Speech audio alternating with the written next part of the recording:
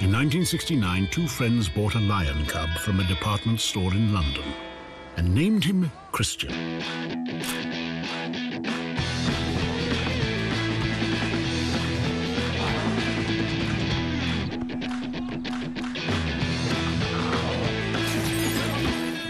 Eventually, he grew too big for their apartment, and they had no choice but to release him into the African wild.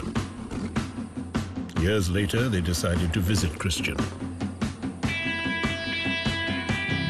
They were warned he would not remember them.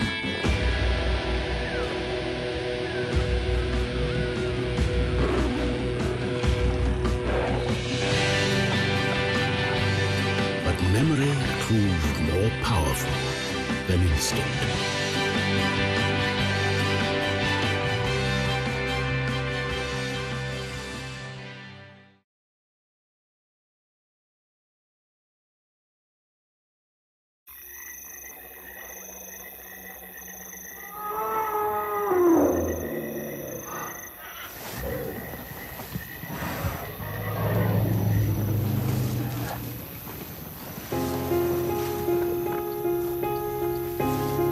Half of the herd was killed before they came to us.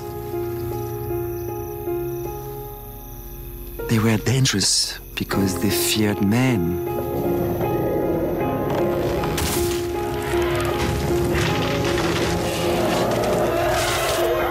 Others wanted to kill them, but my husband wanted to save them. He could have picked up the gun, but he chose a different path. He left our home to live in theirs. He used to communicate with them. At the beginning, they were a bit wary of it. He had an idea, he had to follow it. You have to respect an elephant. Not to be scared of an elephant is ignorance. He tried everything. Nothing worked.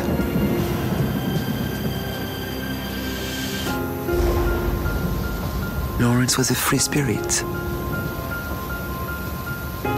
Nobody could stop him.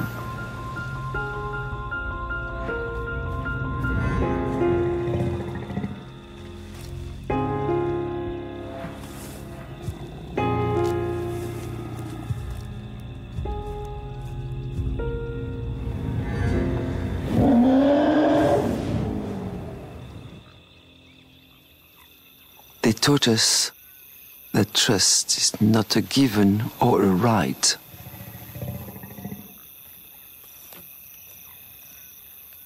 But it is hard-earned over time. It's as simple as this.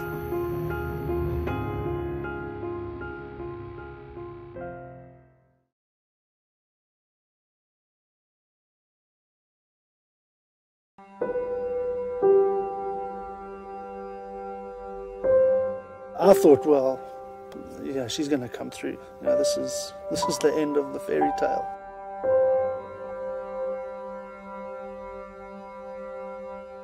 Of course, I didn't know the details of what was going to happen, but I always felt that we were embarking on something very special and unusual.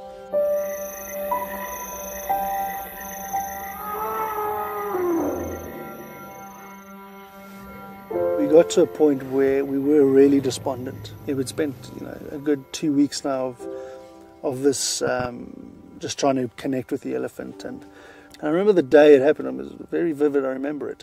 Was they were more agitated than usual, the elephant. Really having a real go at us. I mean, by this time we'd moved our camp quite close. We were within 20 meters of the boma. But they were really going nuts. And we were standing there, and then Lawrence just walked up to the boma. I literally said to him, "What the hell are you doing? Lawrence, they're going to come through." And she was up, she charged, came up to the fence, and he just stood there. I mean, you look up at her, she's a big elephant, and Lawrence is not small. I mean, Lawrence was 6'5". And I thought, well, yeah, she's going to come through. This is the end of the fairy tale.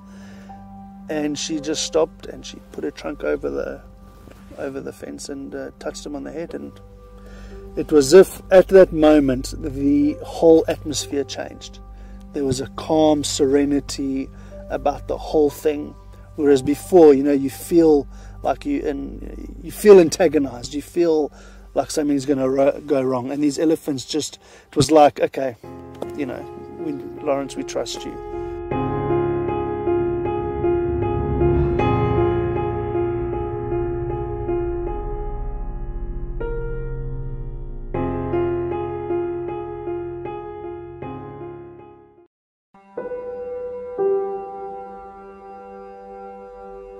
After Lawrence passed, it was actually very emotional. That evening they decided to all arrive, the whole herd, coming to pay their respect and like saying goodbye.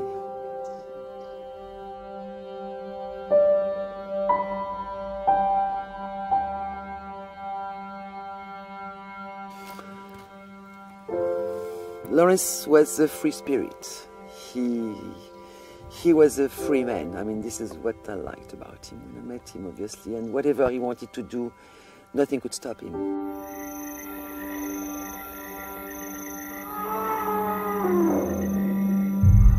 They hadn't been to the main house where we used to live for. They hadn't been there for a very long time. They used to come once every 6 months. And after all these years, when the elephants arrived actually at the main house after he passed, and it just showed that this is what he gained. He had not only the love, but the trust of a whole herd of elephants, and that is quite unique. Not only they had a friend, they had someone who saved them, and they knew it.